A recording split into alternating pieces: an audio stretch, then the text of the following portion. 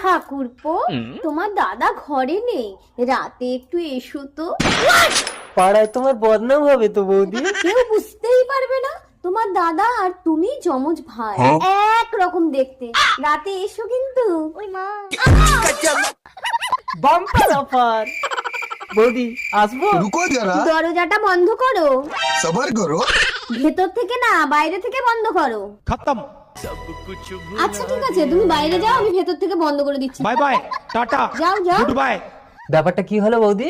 আজই নাকি আমার স্বামী শেষ দিন। দেখো না, যমজ ভাইকে চিনতে না পেরে যমরাজ তোমাকেই তুলে নিয়ে যাবে।